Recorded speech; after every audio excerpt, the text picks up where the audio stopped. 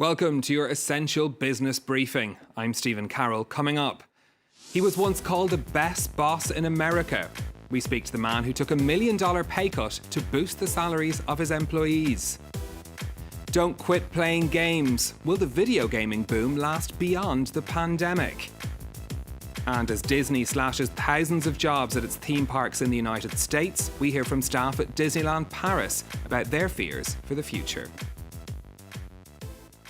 Now, 5 years ago, the boss of a little-known payments firm made a big decision. Dan Price decided to set a minimum salary for workers at Gravity Payments of $70,000. To help pay for it, he cut his own pay by more than $1 million. The story was reported around the world, winning praise from the likes of Bernie Sanders, who said it was an example that other companies should learn from. Dan Price, founder and CEO of Gravity Payments, joins us now from Seattle. Dan, it's been 5 years since you took that big step to raise the minimum salary that you pay. Got you a lot of attention at the time. What's happened to your business since then? Yeah, well, it's really been fantastic. We've had a lot of really exciting developments from it. First, we had between 0 and 2 babies born per year at the company prior to implementing the $70,000 minimum wage. In those 5 years, we've had 55 born or announced. We also have had almost a doubling to tripling of people saving for retirement. 70% of the people at the company have reported that they've paid down debt. And maybe best of all, in a tough place like Seattle with a really difficult housing market, we've had 10 times the number of people become first-time homeowners. And on the business side, our turnover dropped in half, and so our employees are sticking around longer, which is increasing productivity, and we've tripled in size in those 5 years. How did you do the math around this? How much did it cost your company to increase everyone's pay, and how did you pay for it? Yeah, well, it was going to cost us about $3 million a year, and we didn't have that kind of profitability to play with. So one of the things that we did that I'm proud of is that we scaled it in over 3 years. And we made it a goal as a company to kind of earn it as we go. But to make things work that first year, I had to take $1 million pay cut.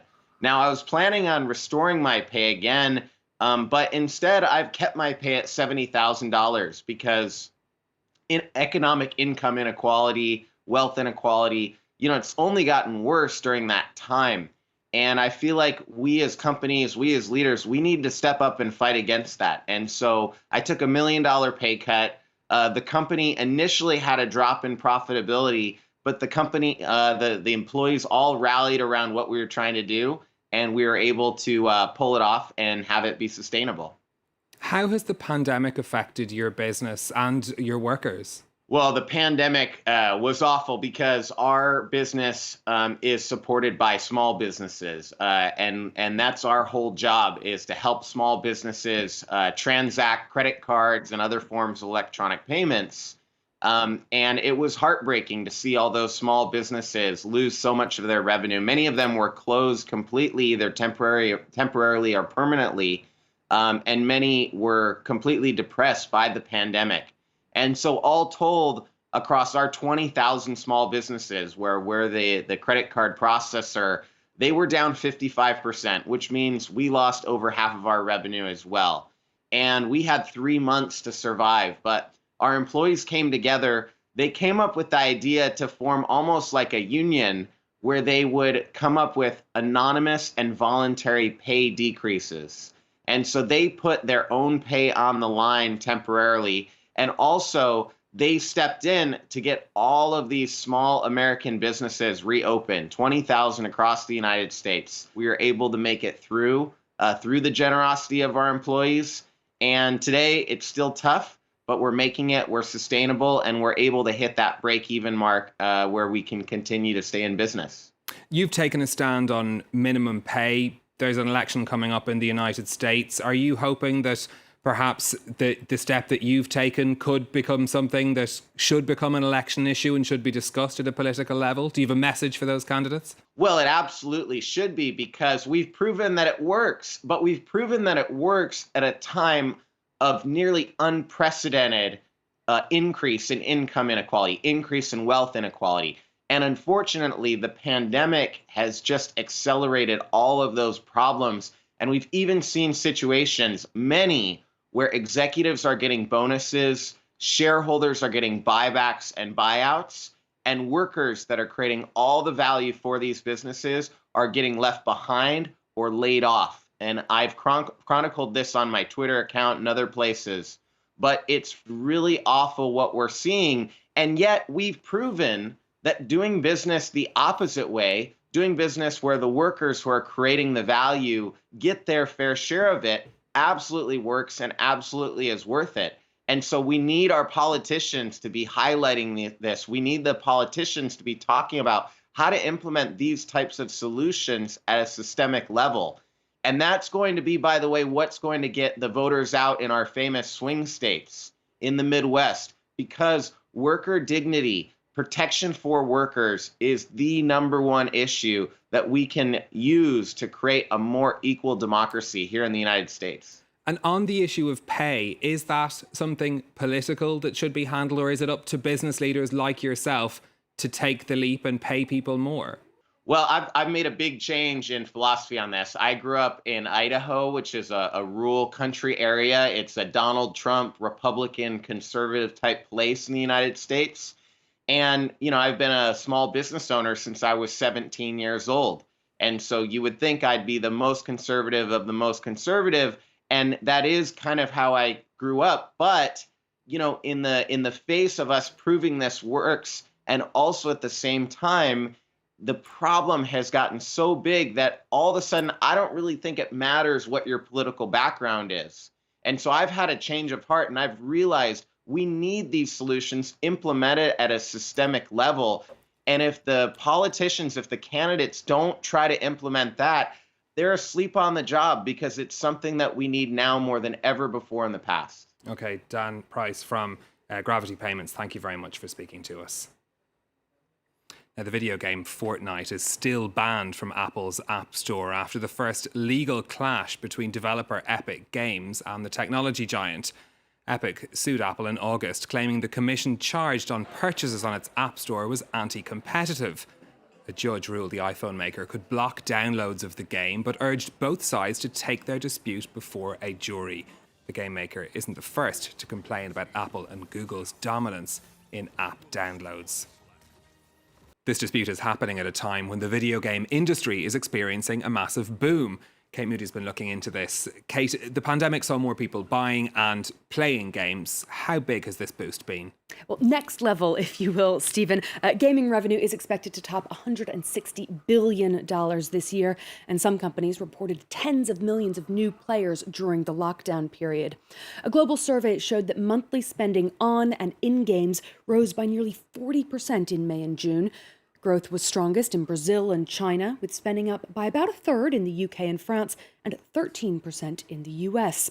Users weren't just spending more money, but also more time on video games.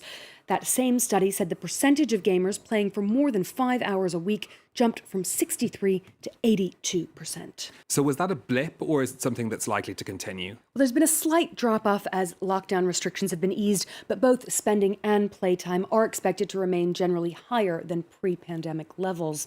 That's partly because of a wave of new offerings. Both Sony and Microsoft are releasing their next-generation consoles, which will define the industry for the next few years. The next installments of some hit game franchises are due within the coming months, but the pandemic has taken its toll on developers, and while 2020 is likely to finish on strong footing, some of next year's launches will probably be delayed. So aside from this pandemic-related boom, what other big changes are happening in the industry? Well, during lockdown, we saw a big shift towards games which allow for more interaction among players. More and more people are playing on their mobile devices instead of on computers or consoles. Over the next decade, the industry could switch away from hardware altogether and focus on cloud-based services. Amazon and Google are entering the game with subscription packages, sort of like Netflix for video games. There are now 2.7 billion gamers in the world, and for this lucrative market, it is far from game over. Oh, I see what you did there, Kate Moody. Thank you very much for that. Now, Disney is cutting 28,000 jobs at its theme parks in the United States. Disneyland Paris has been spared from those cuts, for now at least, but workers at the resort are concerned about their future. The parks are the biggest private employer in the Paris region, as Emerald Maxwell now reports. Daisy, Donald, and Mickey are all present and correct. But these days, you'll find them social distancing. Disneyland Paris has been careful to protect visitors from coronavirus since reopening in July. But even so, the theme park is exceptionally quiet, to the delight of the few who have made it. Ça fait pas trop la queue, quoi. Pour les enfants, c'est féerique, quoi. Il y a moins de monde, moins de queue, plus d'espace, les mesures qui sont respectées, du gel de partout. In normal times, Disneyland generates 6% of France's tourism revenue. It's the #1 tourist destination in Europe, attracting more visitors annually than Versailles Palace or the Louvre. It's also the biggest employer in the Paris region, with up to 17,000 permanent staff, catering for an average of 40,000 people per day. But visitor numbers have dropped to between 5,000 and 10,000 per day. Shows and parades have been cancelled, hotels and restaurants remain shuttered, and far fewer staff are needed across the park. Many have already been put on the government's furlough scheme. The rest are worried. On l'a appris par les supérieurs qu'on sera au chômage, qu'on allait revenir en mars. Mais... Le gros problème de Disney, c'était vraiment le gros manque d'information. The impact of the drop in visitors also reaches beyond the park's gates, hitting, for instance, these taxi drivers who are only allowed to work in this area. Nous vivons sans exagérer, une tragédie. Il y avait des Italiens, des Espagnols, des Portugais, des Anglais, mais les jours d'aujourd'hui, on les attend. Staff are worried about the future of Disneyland Paris, which is burdened by debt. Disneyland's management declined to comment on their fears, but the park has been bailed out a number of times before by its parent company. That's it from us for now, but you can watch all of our previous shows back on our website, france24.com. And we're on social media if you want to get in touch with your comments on the stories that we've been covering. Until next time, thanks for watching.